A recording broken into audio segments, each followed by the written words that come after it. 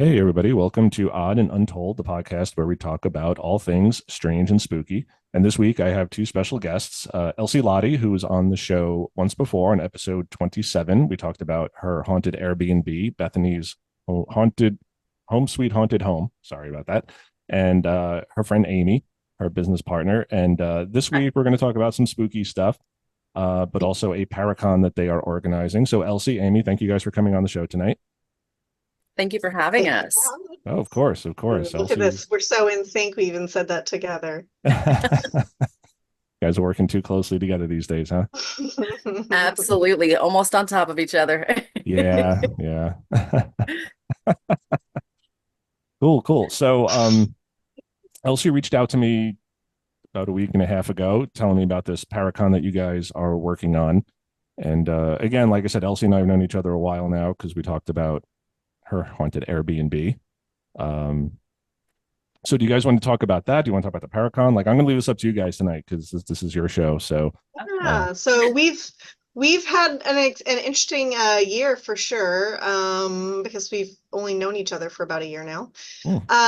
But we've gone to a couple other Paracons and we're planning our own Paracon. So yeah, we've had all sorts of fun and experience things go happening around us. But to get into as far as the Paracon, for those, first of all, just want to go and attack all of our socials immediately. We would love that, and buy some tickets because you're going to be so wowed and excited for it, just like we are, I'm sure.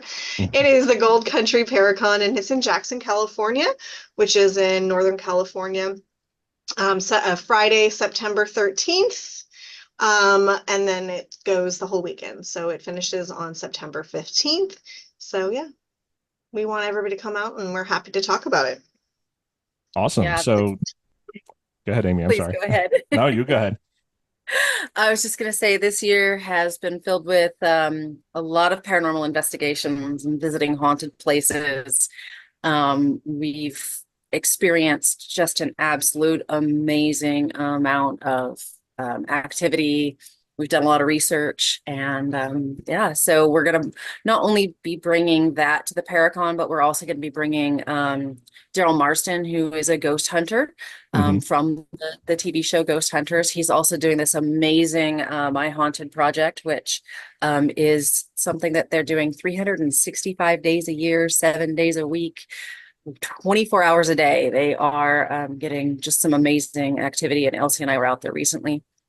We've got Sarah Lemos, the psychic, who's going to be coming out and doing gallery readings. And Sarah's well known for things like Portal to Hell and other paranormal shows. And we have a whole bunch of other people from all over the paranormal world that we're just really excited to have and share with you guys. Awesome. Yeah, and if you're not interested in the spirits as much and you're more into aliens, we have Heidi Hollis, who is the person who TM'd the Shadow People and the Hat Man. And so she's going to be doing a talk on that. And then Dan Dillman, who is from History's The Lost Gold of the Aztecs, but he's also been on Ancient Aliens, as has Heidi. But because of his ghost treasure hunting, he's also come in contact with Bigfoot and aliens, and he's going to do an alien hunt, which I never see those. So I'm really fascinated about that. So he's going to bring his military grade night vision goggles out for people to try to look for UFOs or UAPs, however you want to call them. And so, yeah, so we're trying to also be like your podcast, kind of just bring in everyone.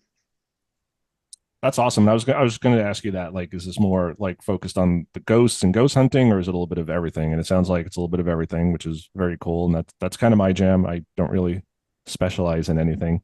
I was a ghost hunter for many, many years, and now I'm a podcaster. I was a blogger. And yeah, my interest is more in like in the Bigfoot type stuff these days, but I love it all. So we really tried to find more cryptid people. So maybe we're hoping that this year everything will be good. Next year, we talked to the guys from Expedition Bigfoot, and they're happy about. But yeah, we were really trying to find more cryptid people because we really want it to be like a very well all-inclusive of people and genres and all the things paranormal. Because a lot of times when people think paranormal, they only think ghosts, but it's not just ghosts, so it goes beyond that. And so we're really trying to, really encompass all of what is paranormal. And, oftentimes within that, there's some people who are only interested in aliens, or only interested in the ghost hunting or whatnot. But I think we had to try in as much as possible to include everybody. We have a couple of Bigfoot museums in California, but we couldn't get anybody here. Of course, Amy gave me this. This is Mothman. He's my man. So Mothman is my man. But so trying to get everyone involved, and we're gonna have some great workshops. Like Sarah Lemos is going to teach about bringing it, trying to improve your psychic skills. We have Harvey is teaching. Every time I do this, man, what's the word? That I forget it, Amy. What's the word? What is he teaching? His workshop is on. You're the workshop specialist, you know. I know, right? You'd think that the person with the degrees would be really good at this, but no. So let's forget those English degrees. They're useless here when it comes to all this stuff. But yeah, so tarot cards and all sorts of different mediumship classes, which is, also something that, seems like that really interests people. So, but we have, all sorts of workshops and talks on different things as well. So it's going to be 3 days full, literally full of so much, so much. It's going to be, it's a lot, but it's going to be so much fun. Well, awesome. And what I'm really excited about is we're bringing that West Coast legend, Loyd Auerbach, to the con. And Loyd is just an absolute phenomenal parapsychologist that, he's a living legend. He's, been around since the late 60s, the early 70s. And just, I don't think Loyd gets enough credit sometimes in the paranormal field because he hasn't been on a show or anything like that. But the man is exceptional. So, Yeah, and his workshop includes teaching you how to bend a spoon with your mind. And I find that very interesting. So that's super exciting to me. Really? I was like, look, like I heard you can do this. Can you teach this? Yeah. Yeah, and it's funny because Loyd, I picked up his book years ago, ESP Hauntings and Poltergeist, and it was probably the first time I'd ever heard of someone like actually scientifically researching and doing ghost hunting. Because before then, like every book you'd read, it was just retellings of stories and legends, and Loyd was talking about EMF readings and just all different methodologies to actually investigate the paranormal, like from a scientific point of view, rather than just telling the same story. And again, I ate those books up, like crazy. But long before the ghost hunting TV shows came out, he was talking about, doing this scientifically and actually hunting for ghosts and trying to research that and investigate. Yeah, he's a parapsychologist. He's got his degrees in parapsychology, where a lot of us, just go out and learn, here and there. But, he looks at it as a science. And as I have this pretty background, so you missed the artwork back there, but I work in science. So, of course, I find that very fascinating as well. And we have, we've met a lot of people recently who are more on kind of on that realm. And so it's really great I can't wait to hear him talk. I hope we have time to go to all these. I want to go to all the workshops and all of the speakers, but I don't, I know realistically we won't get to, and it kind of makes me sad, but they're all so exciting. So that's awesome. So you mentioned a lot of talks and workshops. You mentioned UFO hunting at night. Do you have any other sort of events outside as far as like ghost hunting or anything like that? Yes, we have some exciting stuff. So we have a couple of different ways. So we've talked about my house. And so I should have looked up what episode that was in case people want to go back and listen to about Bethany's Home Sweet Haunted Home. So it's episode 27. I will link to it in the description too, so people can find it. So go ahead, because a lot of good stories in that episode. I just watched that one again yesterday, just to kind of refresh my memory, because I record these and then they kind of get lost to time. So every now and then, and I hate listening to my own voice. I hate editing this show. So going back and like listening to a show, once I'm done with it, it's almost like, thank God I don't have to listen to that jerk again. Weirdly, I love listening to my voice, and I think it's probably the weirdest thing on the planet because nobody ever says that. But Nobody I knows. will Yeah. watch it over and over again. Wow. It's Okay. Yeah. I've never heard, my everybody thing. hates their voice. That's the first, you're I the might first person I've actually be ever a heard who said, like, sociopath. I like my voice. Okay. But yeah, so I will link to that episode so people can hear all your cool Right. stories. But go ahead. I'm sorry. Which will bring you to Amy. Go ahead, Amy. Yes. Oh, yeah. So the place where we have the convention is super exciting. It is one of the oldest courthouses and jails in the Gold Rush country in California. Wow. So it was originally stick built in 1851 and it burned down in the early 1860s. By 1864, they had recreated it with brick and mortar, so it was resistant to fire at that point. And then sometime in the late 1890s, they built a records hall. And there was an alleyway between them that they used to exercise the prisoners whenever they came out of the jail. Hmm. And then I'm still tracking this down because I've seen pictures from the 1820s, and we were originally told that it was built in that the alleyway was enclosed in the 1830s. But I found pictures. Oh, sorry, I said 1819. So I found pictures where it was the alleyway was enclosed and the two buildings were connected in the 1920s. And then in 1939, during the New Deal, the whole building was given a facade and completely connected and enclosed. And so it now looks like it's an Art Deco building. Hmm. This building has so much history. The jail cells are phenomenally haunted. Like the paranormal activity that we've gotten has been so fun and so amazing and very intelligent. Like there's some residual that's going on in there, but a lot of intelligent hauntings in this particular location.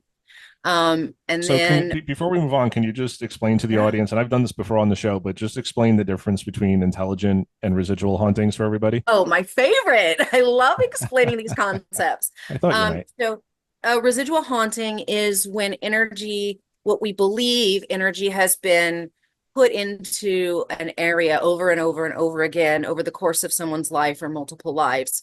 And so what we're hearing and seeing is that it's energy that's I can't talk today, manifesting either visually, audio, or maybe feeling physical. Sorry, my dog just bumped my computer. Feeling physical emotion. And so it's apparently a paranormal activity is what we assume it is. And it just happens over and over again, usually happens the same time of day or same time of night or certain times of the year, but it's never really going to interact with you. It's not cognizant of us in the physical realm. An intelligent haunting is something that responds to you. So when you ask questions, it responds back, that sort of thing. If you ask it to knock, it knocks back. So intelligent is, I don't know, for me as a paranormal researcher, it's the holy grail of paranormal activity because it means that I'm actually, responding, sorry. It means that I'm actually, I told you I'm awkward. We all are. It So means you I'm fit right actually in. communicating with some form of higher consciousness out there. Yeah, and it's I always try to explain it to people, like think of it like a recording of something versus like talking to someone on the telephone. Like you can go back and look Absolutely. at like home movies of something and be like, oh, there's my mom, and you can see her and you hear her voice, but it'll do the same thing over and over. You rewind it, you Yes. play it, rewind it and play it. But you talked on the phone, that's live. That's you're talking to a person. So I always try to break it down like that as well. And you're right, like the intelligent side is the holy grail because you are communicating. The Like residual a stuff for memory me, versus real time. So, right, right. yeah. And the residual stuff is interesting to me when you can replicate that. If someone will tell you like, oh, at 2:15 every Saturday this will happen, and then it happens, and then like a week later you go back and 2:15 on that Saturday it happens again. That's kind of like a replicable scientific, because that's science is can you replicate Absolutely. this? So that is pretty cool as well. Whereas the intelligence stuff, you can't always replicate that because it'll happen, and No. then it may not happen again ever. So Yeah, there's pros and cons to both. But yeah, thank you for that explanation. Very good. absolutely. And there is one. I have not figured out if it is intelligent or if it's residual. Maybe Elsie can give more information on this, but usually between 9 and 10, every night that we've done an investigation in the courthouse or in the jail, the actual jail, the jail is connected to the courthouse. We're getting what we think is a prison guard that is trying to get the lights out, trying to get things to settle down. And the more active we are, the more there does seem to be the intelligent response of, and we can't figure out if he's responding to us or if he's responding to spiritual activity from the past, like if it is, a reoccurring thing, but it does happen every time. It's like what, 9 to 9:30, right, Elsie? And Usually. And we're getting like responses, we're getting voice phenomenon. It's like settle down, knock it off, lights out. Yeah, and it's the same stuff over and over again, and we haven't really been able to get it to react necessarily to us in our realm and the physical realm, but it's certainly responding to something. Interesting. Poor guy still working in the afterlife. That No, right? go on vacation, Maybe dude. he really enjoyed being a CO, a prison guard, and I don't know, it was Yeah, his whole personality. I don't know. yeah, really interesting. So just So yeah, but that's only one of the locations we're going to. So that's kind of one of the great things about. So this is in Jackson, California. Just is that everything is very close and everything's within walking distance. And so the first night, Friday the 13th, we are having our meet and greet with all the speakers at the Amador County Museum, which is what 500 feet from the courthouse, something like that. It's right down the street from the courthouse. And then, so we're having that, and that's to benefit them. So all that money goes to them. You buy a drink, it benefits them. Everything benefits them to help, support the history there. And then that night, there are kind of like you have two options for investigation. So Sarah Lemos will be doing the room reading, Dan will be doing the UFO hunts, and then Amy will be running investigations at the courthouse, just like kind of like small baby ones. And Daryl Marston and I will be at Bethany's doing paranormal investigations for the VIP ticket holders. And then on Saturday, we will be doing investigations at all three of those places. So if you get a ticket for the investigation, it's a big one, but we will have locations and the groups will rotate through them. So they'll get to investigate with all like these different speakers, which I always think is great because you get to learn the different ways of doing things and the different locations. And like, we've never really investigated in the museum. We kind of just like popped in to check it out, but not like a proper investigation. Nobody's done it. But of course, the museum was a house back in like 1861, or 59. So, it definitely has spirits in there too.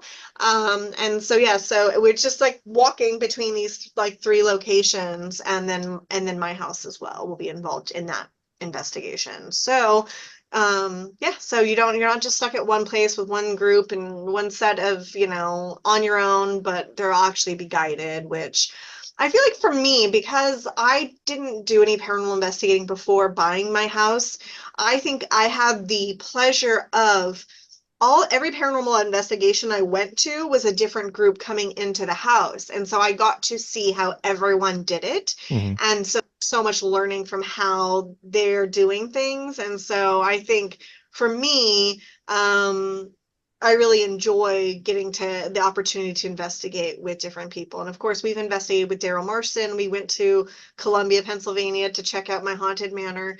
And so we know how he investigates. And, so we know how different people investigate, and I think different styles, just like there's certain styles that you kind of mesh well with. I think Amy and we mesh really well together because we like to have fun. We feel like, that's probably the best way to get activity, is just not to take things too seriously, but to be respectful and to have fun.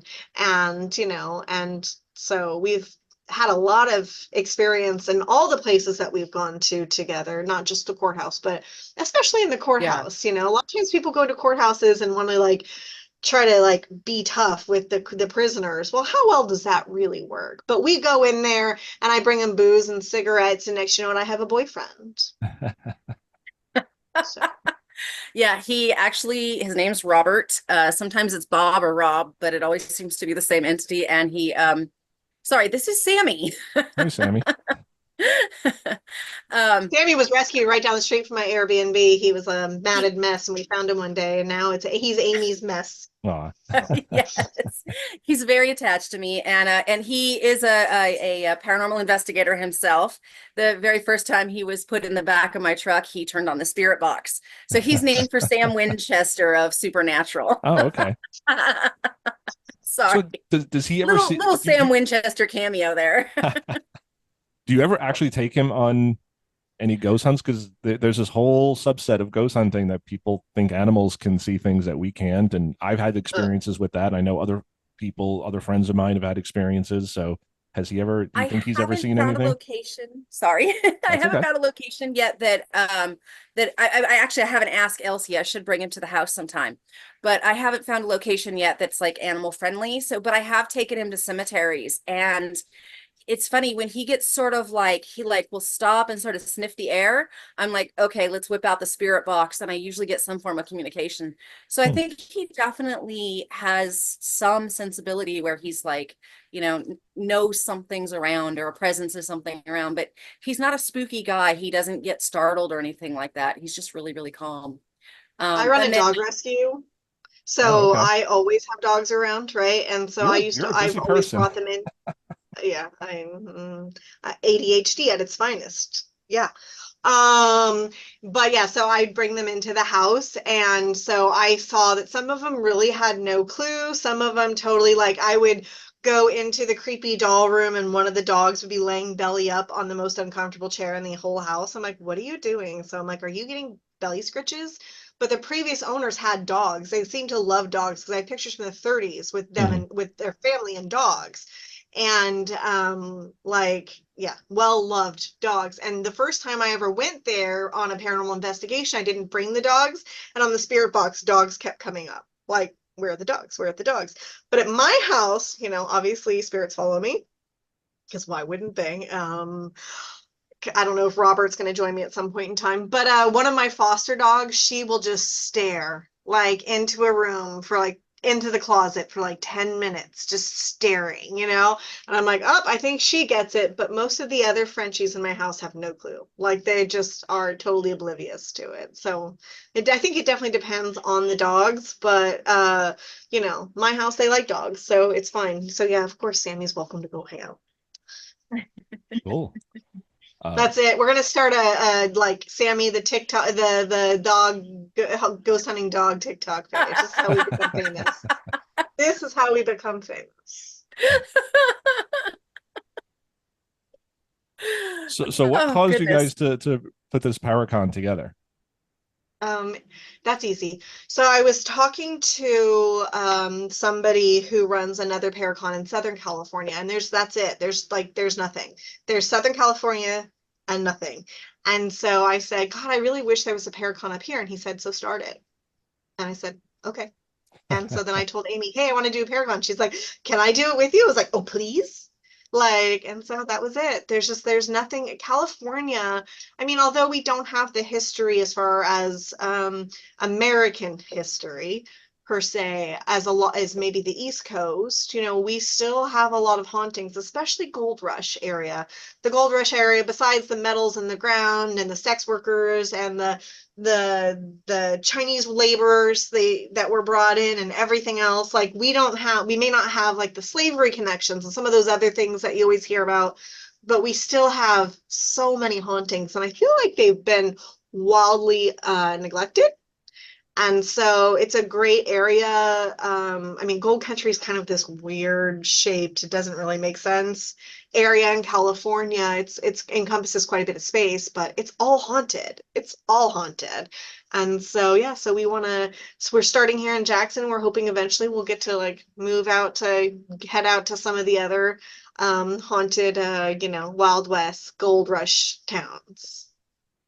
Yeah, and I was gonna mention that because we talked about it on the last episode you were on, because your house has a lot of that haunted history from that time period. And yeah, like you talk about the East Coast and it's like colonialism, and the South you have slavery and Civil War type stuff, and but the West Coast and the Midwest, it's that's the frontier. That's, cowboy days and the gold rush, and you have And of course, prospecting we can't discount the natives that were here before all of us, right. whether that be on the East Coast or West Coast, right? California was Mexico, until right after the gold rush.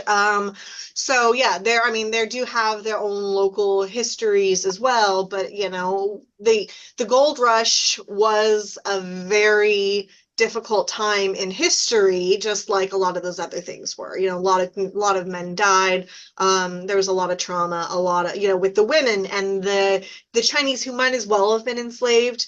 And so they're different hauntings, but yeah, for all of the reasons, Gold Country is pretty much haunted everywhere you go. Right. Yeah, in a lot of my research on both Jackson and throughout the Gold Rush country is we have massacres and gang wars that happened during the Gold Rush time that a lot of people don't talk about. And bandits. California was filled with bandits. And if you look at one example, one of the more famous bandits was Joaquin Murrieta. Joaquin Murrieta, they believe, was more of a myth than a man himself. There were 3 different men named Joaquin Murrieta that were running different groups of banditos during that time. And a lot of it was that California was settled and created as a state so fast that it had been populated by the Mexican people as well as the natives. And so a lot of the Mexican people were very resentful, and there was kind of a turf war that was going on between the miners and the Mexican banditos that banded together. And so you find these pockets where there's a lot of massacres that have occurred around these Gold Rush communities. And then when you look at the Gold Rush community of like Chinese Camp, which was almost exclusively an area just for the Chinese, you ended up having Tong Wars that were out there, which were cultural wars within the Chinese miners about territory and about, gold, not really production, gold mining, as well as, gold distribution.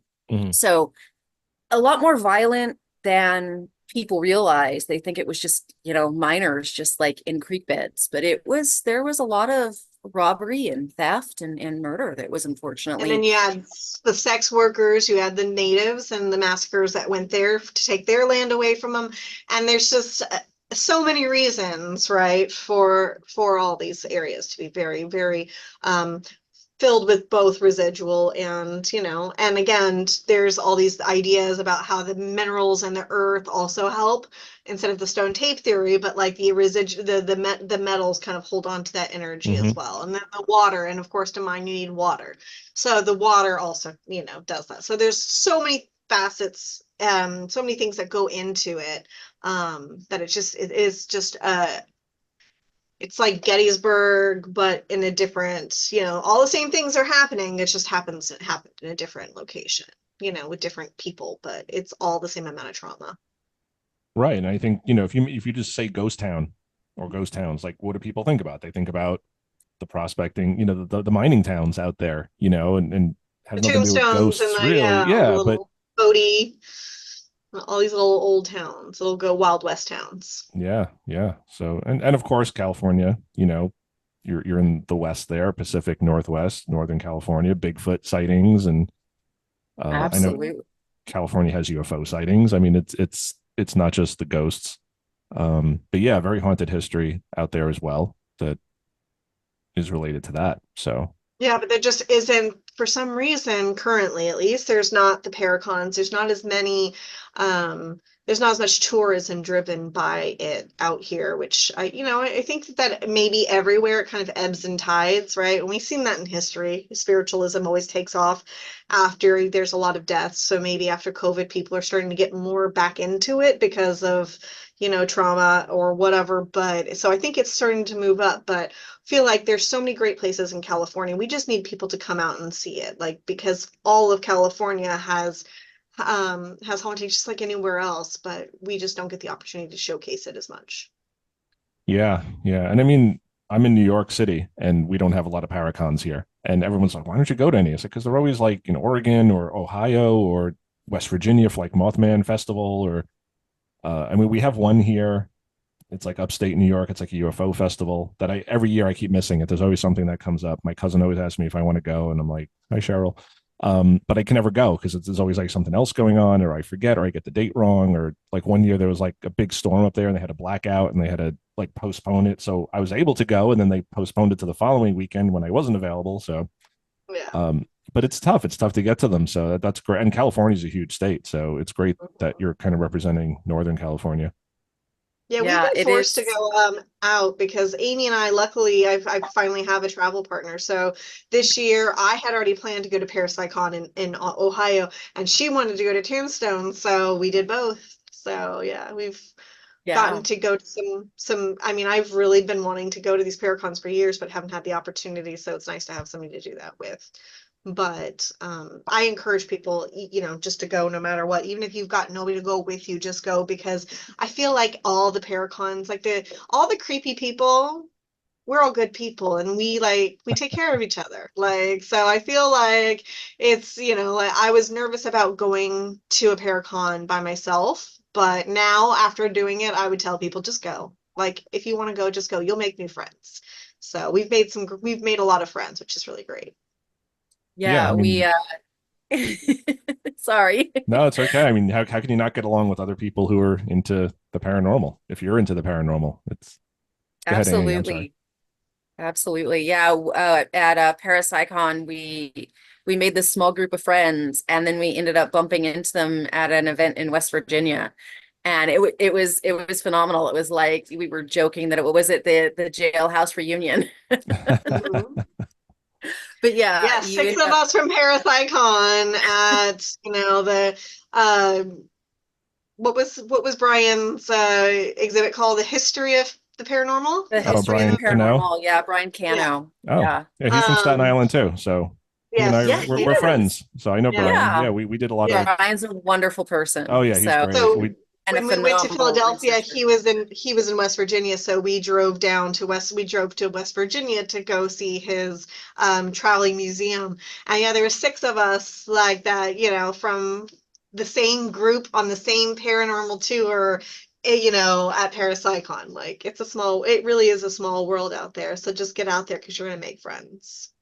yeah, I haven't seen his exhibit yet, but I've seen him posting on Facebook about. I got to get him on the show. I haven't spoken to him in a few years now, but we used to do like haunted tours here on Staten Island together because he had a group and I had a group and we all kind of collaborated. And he did a documentary about Snug Harbor here on Staten Island, haunted Snug Harbor, Oh, and yeah. I'm in that. And he and his buddy Chris, they were in Scared on Staten Island. It was called back then, and then they just changed it to Scared. And but they produced that documentary, and it's really awesome. So yeah, he's a good guy, and I've known him for Yeah. years. So got to check that out. But like I said, I never get anywhere. I never get to these conventions, and I would love to see his exhibit. So if he brings it back to Staten Island, I'll go see it. But so how did Yeah, how It's did gonna you be a lot of work, but so how did you two meet? You said you just known each other about a little over a year now. So how did you two connect? So I have a little Instagram page. I always Mm-hmm. want to call it a channel, but it's not a channel, the page, where I talk about I do traveling and I go to haunted locations, and I mostly talk about the lore and the experiences that are behind the location. And once in a while I'll share my investigation. But I'm really like focused on the research behind the location. And I was involved in a group of other women, spooky, not investigators, but spooky folk on Instagram, and Okay. Elsie joined. And I think I noticed that she was from Jackson, or her house is in You Jackson. were posting No? about Santa Cruz. You had Oh, made some posts yes. about Santa Cruz, and I was like, oh, Santa Cruz, that's not too far from me. And She's so got the that's how best we memory. reached out, to everyone's detriment, only for evil. Yeah. But we started talking, and we found I live in the mountains just east of Sacramento, and she's in the Sacramento area. And we found out we were going to the exact same event. I think it was like a couple days after we started talking, and it was a Celtic fair or something, you know? And so we ended up meeting up. I had my mom, she had her mom, and we just had a great time, and we hit it off. And then she invited me out to her Airbnb one evening, and her and I just hung out. We had the best investigation. We were, what, 4 or 5 hours? Like, I'd only meant to stop by for an hour or two, and we just investigated for hours, and we kind of hit it off ever since. Mhm. Awesome. Yeah, so it's just convenient. So her page is called Gothic Paranormal for all of you out there who want to check it out. But yeah, I Thank didn't you. really know any other paranormal investigators, and so I was super excited to like meet somebody else and then to find out she was in the area. And so yeah, so then she came over to the house and I liked how she investigated, which was nice. And then, just like started hanging out and like inviting her over as like the experienced paranormal investigator because I was not. And so when we have our events, I'd like, hey Amy, are you free? Can you come? And so she'd come out and like help lead investigations and stuff at the house. And then yeah, we just became friends, and then we started running investigations and going traveling together and doing all sorts of stuff. But it all just started with Instagram, you know. It's amazing. Yeah, with Awesome. just an Instagram friendship, and yeah, we've been Female to version of romance. yeah, exactly. But we've We been had to the an Winchester Instagram Mystery female version of a House. bromance. We've been to the Winchester Mystery House, Preston Castle, the Ohio State Reformatory. We just went to Eastern State when we were back there in Pennsylvania. That was phenomenal. It's nice to have a travel buddy. When we were in Tombstone, we did several investigations in Tombstone, but my favorite, I think it's Elsie's favorite too, is we did Boot Hill Cemetery. Ooh. And And I never think cemeteries are haunted ever. Like, I just don't think cemeteries are haunted. That is not where people want to hang out. So it's like, to me, they're just very peaceful parks. No, no, Mhm. no, no, no. Boot Hill Cemetery is haunted. Oh, really? it is legit. It was really funny because we ended up with a group the night before we did I would say our more, well, both investigations ended up being really good. So we went with a group on one night, and we did Boot Hill. And they'd said that the previous group that had been out there had been really busy trying to investigate the Clantons and the McLowrys, because they're the famous ones, right? Mhm. And what was it? We kept getting fish, swimming, candy, Like that sort of thing. weeds, like, Yeah. So we were like, we asked the guide, where would that be coming from? And they took us to this grave of two young boys who were brothers that died in the drowned. 1880s, the late 1880s. They had gone fishing one day, and they were found drowned. Mhm. It's a sad story, but they are active and friendly. And if you bring them candy, they will light up all the equipment. And then we went to China Mary's grave and had like one of those investigations, like one of those conversations that are kind of like mind-boggling. Like we were literally like learning about paranormal from them. So I had my pendulum, and I also had a flux. So, yes, no, red, green. And then we had like other equipment around. And so we were having a conversation, but they would like all go off together. So the pendulum swinging, yes, the light would turn green, like, and then the cat ball would go off. And so it was all going in together. And so we kind of took over the investigations, as we do. But we had this really fascinating conversation, and they were like asking, like for the pendulum, I've only recently started using it, but it's kind of insanity. Like the way that thing swings, I don't understand it. And it was like swinging, right?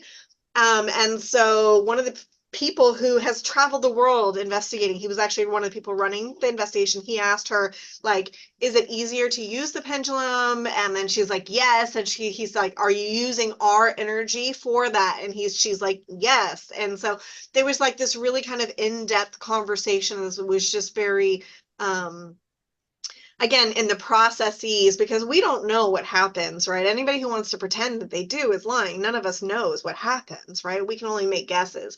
And I feel like oftentimes we don't really get to bridge that gap. And I felt like that conversation was one where we really got to bridge the gap.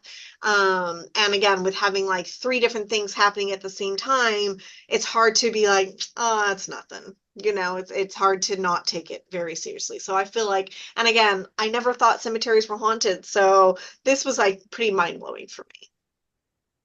Yeah, no, and I'm glad you brought that up because a lot of people will think cemeteries are haunted, and I've said the same thing. We've investigated cemeteries, and it's usually, like you said, it's a very peaceful park, and you're there at night, and there's tombstones, or during the day, or whatever. But there's not usually a lot of activity, and I think a lot of people in general, like if you're not a paranormal investigator, you think it's this really exciting thing like that they show on TV where there's always something going on, and the meters are always going off, and the equipment's always, and you're always getting responses. And I feel like for the most part, it's not like that. So when you do get activity, it's exciting, especially like in a cemetery, like, because yeah, we've been to a bunch of cemeteries and nothing, like not a ping, not a, I mean, you get attacked by a bat here or there, or, you'll see a fox or something, but there's nothing paranormal that we've ever experienced.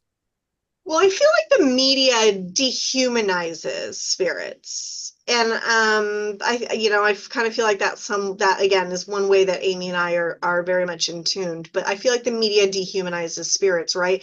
And you have to think, like, if I'm dead, where am I hanging out? Am I going to hang out in my old house? Or am I going to hang out where my body is? Like, who cares about where your body is? We're free from that. And so most of the time I don't feel like there's no reason to be at a cemetery, right? And so, I just so for me, yeah, I'm a physical medium. I very rarely have spirits bugging me when I'm in a cemetery. Because I'll like hear a ringing in my ear, for example, when there's spirits around. It's very rare that I have that sort of stuff happen. So to me, like, I don't really think that they're there. Why would they be there? They could be someplace else that's more meaningful or more interesting, right? There's nothing interesting about a cemetery. I always joke that I would say that, like, with the Airbnb, that the spirits love it because there's new people all the time. So it's like cable television. Can you imagine being in a cemetery all the time? That would be like the worst cable news station that there ever has existed, right? That's like the CNN with all the runners, like, and playing the same show over and over again. Like, nobody wants to watch that. Nobody wants to watch that. It's like the rainbow screen when it turned midnight back when we were kids. That's the cemetery. So I just don't feel like oftentimes like spirits would want to hang out there. But yeah, and whatever do it, but theory no, you but no. subscribe to, whether it's intelligent or residual, neither one of them makes sense. Because if it's intelligent, like you said, if you're dead and you're a spirit and you can go anywhere, why are you hanging around your dead body waiting? And there's not a lot of people at Short of cemeteries. like a child climbed a tree, fell out of it, and died in the cemetery. In the cemetery, like, yeah. Which Well, I heard that story in St. Augustine that happened. So yeah. So when we had our interaction with China Mary, and that's the name that she went by in life, at the Boot Hill Cemetery, one of the things that we asked her, because we had just been in her old brothel, because she was a madam. Mhm. And one of the things that we asked her is, well, are you stuck here? Are you always here at your gravesite? Or do you sometimes go to your brothel? Do you travel back and forth? And the answer we got was that she travels back and forth between the 2 sites. And she really liked the attention and the offerings that she seemed to get at her gravesite. And matter of fact, one of the things that Elsie always comes up with the funniest question. She asked her, we were going to bring obviously the drowned boys and China Mary. We were going to bring them offerings the next day. And she asked China Mary, would you like jewelry or would you like boys? You were wanting the boy. You were Yeah, pushing she the boy. definitely wanted the boys, but she accepted the jewelry. And when you look at some of the more historic cemeteries, some of the cemeteries that I've been to that are noted to be more active, there's a lot more offerings on gravestones, and I think that maybe that's part of what brings the spirits back to their grave sites, is that people come I into come for presents for sure. I agree. I always bribe the present. I always bribe ghosts with gifts. That's how I get boyfriends like Robert at the Amador, the county courthouse. Yeah, you bring presents and they tend to like you more. So I'm not opposed to it. It would work for me for sure. And that's So great that you. that makes sense. Yeah. And that whole cemetery, there was coins, there was dollar bills, there was different things all over the Boot Hill Cemetery. So that would make sense to me. To the point that they even have the sign saying, "Do not take the rocks or else you're going to be like haunted." And not in a good way. But yeah, so that would make sense to me why that cemetery. So thank you for that. Yeah. And that's a legend you hear a lot of places too, like don't take the rocks. I because I visit Yeah. Gettysburg a lot, and you hear that in Gettysburg, like don't take anything because, and I don't really subscribe to that, but not that I take anything, but like don't take anything or a spirit's going to follow you home. But it's like, okay, well, what if you have some dust on your shoe and that comes home with you? Like, is a spirit coming? Like, at what I size think is the there's rock? a difference in intention. It's a different Sure, yeah, intention. If you have yeah, gravel stuck in your shoe versus you being a disrespectful little brat face and you're stealing rocks. I right. mean, there's a difference. Although the There one is. thing that we noticed about Gettysburg was that I don't know, I found it a little bit disconcerting how they're growing food all over the battlefields. What happens when Yeah, you eat the corn that was grown where all those bodies lied? Like, I don't know, that's weird to me. it is. It is. It's weird that there are still, and again, for anybody who hasn't been there, there are functioning farms still in Gettysburg. Corn, a lot of cornfields. Every There's field, cornfield. uh Like corn every field and had corn on it. peaches. There were a lot of peach the peach trees. Oh, orchard. The peach orchard is still there, and allegedly Yeah. there are still bodies at the peach orchard. Like they never that's dug what I'm them up. saying. And the peach Like, orchard, I mean, it's Yeah. not, you're not going to eat those peaches. They're kind of not great because not they're so not tasty. really maintained by like farmers like the corn is. But Yeah. even the corn there, I think that's just used for like cattle feed, and it's not like sold to people. Oh, Um, so but only it's the cows are haunted by the yeah, soldiers, basically. not people's intestines being haunted. That's Yeah. nice. That's nice. But it is weird. And yeah, Gettysburg is weird like that because it's, you have the battlefield and you have the farms, and but the battle took place in the town too. There's a lot of buildings in the town that have bullet holes Yeah. still in them, and or cannon shells or holes from ordnance that went through it. So it's this weird amalgamation of like tourist town but like living history museum that you can walk through. It's fascinating. I love it there, but it is kind of weird because there's really no separation of uh sacred ground and because yeah, you could Because get. it's so big and so spread out everywhere. I think that like, us just seeing it, but like growing up over here, never really realized the size of that battlefield, that area. But yeah, I don't want to eat battlefield corn. I don't want anything to do with it. Yeah, it's a So little, it's best not to think about it. I usually don't, yeah. so thank you for reminding me about Do not eat corn in Pennsylvania. You that. never know if it was raised, grown on a battlefield, and your intestines will be haunted. Yeah, but I think I heard that even like right after the battle, they were still selling those peaches from the peach orchard that's still there. So, and that was like a selling item because it was like, oh, these are peaches from Gettysburg, and this is Interesting. still like in the 1800s. They're still trying to sell those peaches. There's Um, plenty Well, of big trees out there, so blood must do them well. Just saying. yeah, a lot of witness trees that were there during the battle that are still there. So, Well, yeah. it certainly makes sense back then because food wasn't as prevalent, that Right. would have been food they would absolutely, it would have been a necessity back then. But yeah, absolutely. But I had the pleasure of going to Vicksburg in Mississippi a few years back, And that is completely 100% a national park. And there's, there's just regular forested areas and it's more open and that sort of thing. But it was interesting what you said, because it was the same way where there was the battlefield, but the battle also crept into town quite a bit. The McRaven house down there was one of the hospitals, and that was a really interesting location. And they periodically go out with metal detectors in the back, a couple of acres that the mansion still has, and they find all sorts of artifacts from, bullets and blades and, buckles and scabbards and that sort of thing. Yeah, and it's amazing So, yeah. that they still just keep, to this day, they're still finding bullets and belt buckles and unexploded cannon shells. Yeah. And also, I mean, they just found one in Gettysburg, I think like last summer. They were doing some renovations on Little Round Top, and they found like an unexploded shell, and they had to like evacuate and dig it up. And crazy. That's amazing. They haven't It found is. it And in, 160 something years.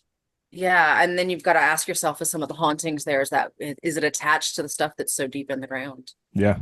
Yeah. Because again, they buried a lot of people, and they did go back and disinter them and try to send them home. But, record keeping back then was not great. And they would just mark things on a map, and it was just, so did you get all the bodies? No. Yeah. And someone else, and this is a little gruesome, but like people brought up, like back then it was battlefield hospitals. So you get shot in the arm, they're amputating your arm or they're amputating your leg. And then you Right go there. home, and they're not sending your leg home with you or burying it respectfully. They're just kind of tossing it in a pit, or and they're not going back and getting the bot. So how many body parts And are my there? hand would so haunt you. I'm just saying as well. My hand, if you chop it off, it's coming for you like the hamburger helper, man. It's just Elsie, I think if anything would haunt anybody, it would be your mouth. only if you're lucky. So another question, this is not paranormal related. You guys said you went to a Celtic fair. Do you guys do like Yeah. Renaissance fairs and stuff? Yeah, it's funny because both of us love to dress up, and neither one of us dressed up for the one that we met at. But yeah. It's so weird. I dress up for nothing, like no reason. Give me a reason to dress up, and I dress up inappropriately. And this I did not dress up for. And I would say at least 50% of the people there were dressed up for. I was so upset. I'm so disappointed in myself. Yeah, my girlfriend Yeah, and I, we go to Renaissance fairs all the time, and we dress up. We do the full. I have armor. I have all that stuff, and we just went to a Celtic fair back in like late June in Pennsylvania, and it was really cool. Wow. Yeah. Yeah, this was the Midsummer Fairy Festival. And so it was like women had all these beautiful wings and like all sorts of, and I was like so disappointed. Was that It's out in actually California? this coming weekend. Oh, is it? Yeah. is It's not that Which fair is it? Do you know offhand? It's in Plymouth, California, and it's called I think you're right. It's the Midsummer Fairy Festival and Celtic Music Fair. Ooh. So yeah, it's a lot of fun. It's It's at a lot the of fun. Amador County Fairgrounds. So Fairgrounds, which is yeah. the seat of Jackson. So. But Lake Tahoe has a Renaissance fair every year, and Folsom Lodde. Lake, which is like a half an hour from us, has a Renaissance. Like we have a lot of Renaissance fairs in Northern California and Oregon. So That's cool. Yeah, we have a bunch out here too, like in New Jersey, upstate New York, Pennsylvania, Connecticut. We did one in Connecticut a few months ago. So we try to stay in that this area here in the Northeast and try to hit those. But yeah, I mean, and it's funny because like Ren fairs are very similar to paranormal conventions. It's just like nerd culture, and you're all kind of into the same nerdy yes. thing, and you connect because you're like, oh yes, you're also bullied for the weird exactly. things that you're into. You believe in ghosts, or you dress up as a druid or a bard or whatever. And it's nice to sort of just mingle amongst your own type of weirdness, exactly. So very cool. So why you mentioned Eastern State, and I wanted to bring this back before, because I actually work in a courthouse here in New York City. It's not as old as that one. Yeah. But what do you think it is about like jails and courthouses that, because you hear about a lot of jails that are haunted, and there's not a ton of deaths in jails. I mean, there's deaths, but jails just tend to be known to be haunted. There's Eastern State. There's, Right, you mentioned another one 100% of before. jails are haunted. 100% of hospitals are haunted. 100% of, like, there are certain things that they're just always going to be haunted, and jails and prisons are one of those. And I think, again, that has to do with when you're talking about that stone tape theory, like when you're talking about emotional distress, right, kind of leaves energy everywhere you go. Like especially when you're under a lot of stress. Well, I think jails are pretty stressful places for anybody to be, whatsoever, all the time. And so if you're just kind of like even if you don't die, you're kind of sloughing off some of your energy, because you're in such a high stress area, high stress place. Mm-hmm. Yeah. I often theorize is, obviously trauma, we've noticed that trauma seems to be related to a good portion of paranormal activity. But also, religious and spiritual convictions, I've had interactions with spirits where they don't want to move on because they're afraid of what the next thing is that they're going to be. And I often wonder if that is the connection to the trauma. It's these people are in here obviously because they're being punished for doing something wrong. There's that energy there that I think continues to resolve or to reside. And then I think the other thing is what I find interesting is finding people that didn't die in the prisons and intelligent responses of people that didn't die in the prisons, but they seem to be stuck in the prisons. And it's like, did their psyche leave such an imprint when they were in that? Was it so traumatic for them that some part of their soul was like sucked back there, brought back there, like has to reside back there for a period of time? I don't know exactly, but I think there's more questions and more interesting questions than answers to your question. Yeah. And I think a lot of that is, because I think if you do believe in ghosts, and you would think that prisons, again, I can understand hospitals maybe having more active hauntings, or other places, but a prison, like I said, there are deaths there, but it's not tons of them. So you'd think that a prison would have more like a residual. If some guy was just spent 20 years in jail and he's like banging on the bars every day, at the same time, you'd think that like, oh, okay, every day at 4 p.m. you hear the bars clinking because this guy who was in there for 20 years banging on the bars every day for 20 years. And there's that energy, like Elsie said, this stone tape theory of just replaying this like a videotape or an audio tape, or just so when you get an intelligent response in a jail, like I joked about earlier, like this poor prison guard is just still yelling at people and settle down. Like why is he still doing that? Like why would he go back? He might have just really enjoyed his job that much. Right. The sense of power that he got over those people. And I think I've talked to you, we might have talked about it before, and that's how I feel like the spirits at my house, that they were kind of shady characters, and so they're afraid of judgment, which is why they don't move on. And of course they're at home, but why would you hang out in a jail? That's like, it could be a place that you really enjoyed because you were powerful, or a place where you felt safe because you were fed. It could be, the place that you have to go work on yourself to be able to move on. It could be a lot of things. And unfortunately, I'm not sure that even the intelligent spirits that we've been in contact with, I'm not sure that they are the right people to try to help us understand that, but it's something we definitely, want to continue to look into. We try to avoid conversations about death, but we're really trying to see if we can get more information on the afterlife. Because again, as I say, they're the experts. We're not. We want to think we're the experts, but we're not. They are. And so to try to understand that more, but I feel like there's just so many reasons for it. But regardless of the reasons, you can always count on it. Yeah, and that's a great, way to approach it, is to keep that open mind, because there are people in our field who do think they are experts and they know everything about ghosts, or they know everything about Bigfoot, or they know everything about UFOs, and we don't know. We can make some connections sometimes. We can make some correlations that this happens in the presence of this, but we can't really do cause and effect yet. And some people think we can, and they will tell you, oh no, I know absolutely that this is what this is. And I think we all have to just keep that open mind and I question work in things. science, and so I've had to have this conversation with my coworkers about their beliefs. They're being atheists, and I always say I don't understand that. And one of the reasons I say that is working in science, you may think you understand how this thing works, and in 20 years, it's completely different. And so I don't feel like anybody should ever be that confident about anything in life. Anything. It doesn't matter how many degrees you have. It doesn't matter. We are not omnipotent. And to think that we are is, foolish humans, right? And so yeah, there's no way we could know, because we can't know everything. We don't know everything. We are not gods, right? So Yeah, and our understanding is constantly changing.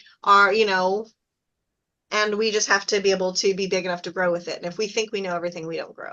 yeah, and it bothers me when people say like, "Oh, the science is settled." It's not, like it's settled for now because that's what we understand now. But even in our lifetimes, like you go back to when we were kids and what we understood about the world and the universe versus now, and it's changed so much.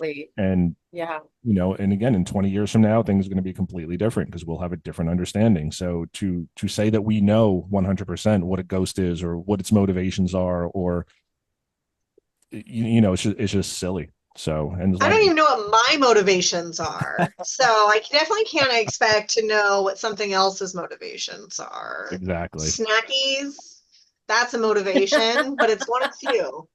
Yeah.